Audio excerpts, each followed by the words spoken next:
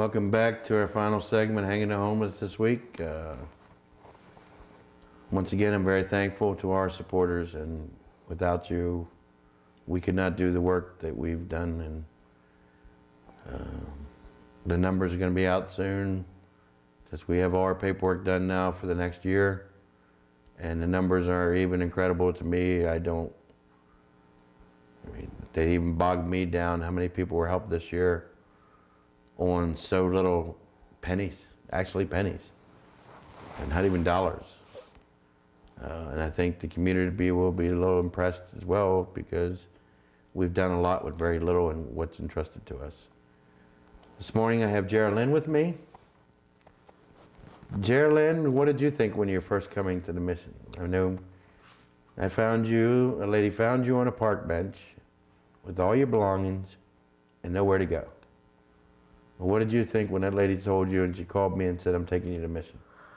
Well, I was told very nice things about you, Papa. You're a fantastic man, and she was totally correct. I was scared. At the age of 60, who ever thought they'd be homeless? I was petrified. Let's put it that way. I have children, but they're in Jacksonville.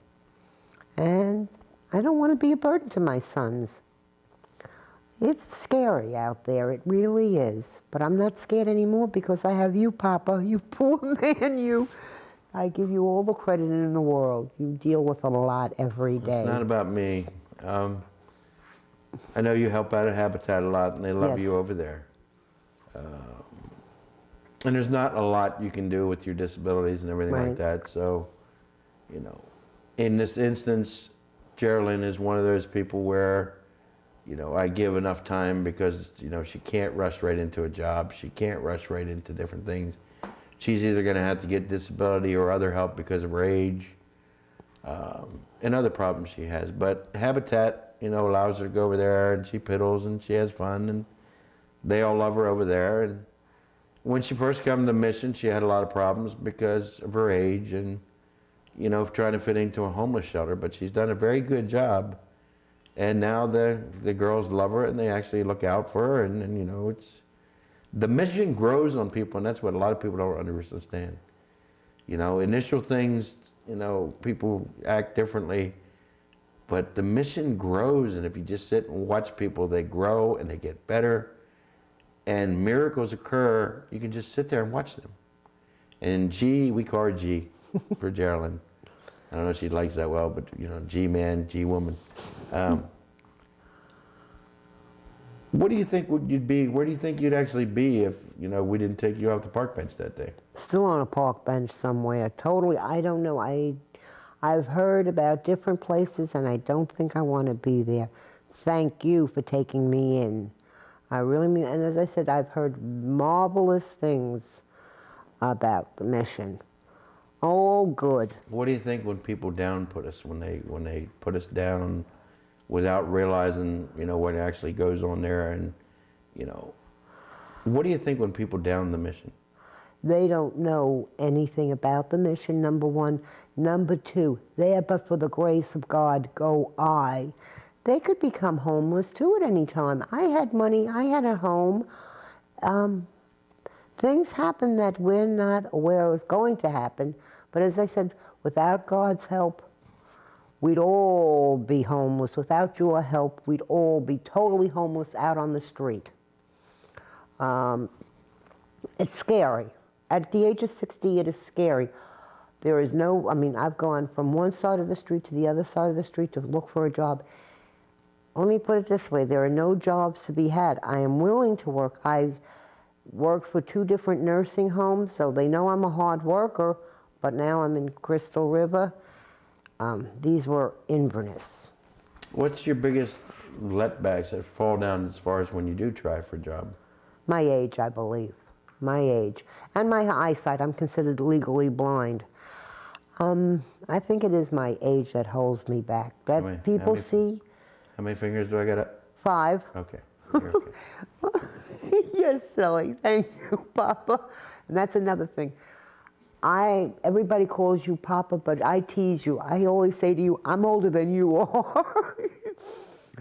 But as I said, really the mission is a fantastic place. And as I said, there but for the grace of God go I. So people should not be hoity-toity and say, I'm never going to it's never going to happen to me. You don't know what's going to happen.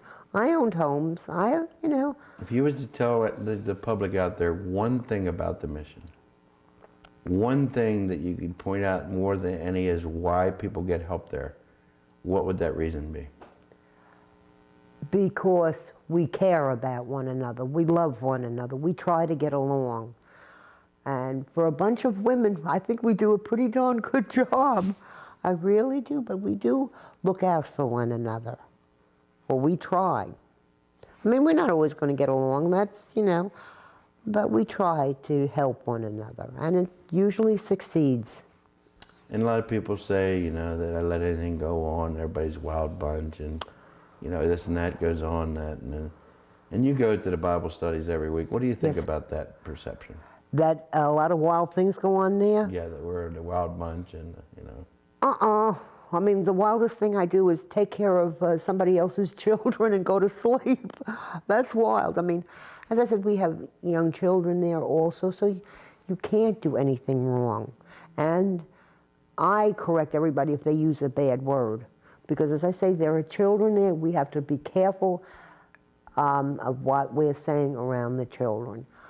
I would appreciate your attitude with that, because we can all learn, and we all slip and those things. And yes. Everybody asks me, well, you know, I'll say, oh, sugar plum fairies. That's the worst thing I say.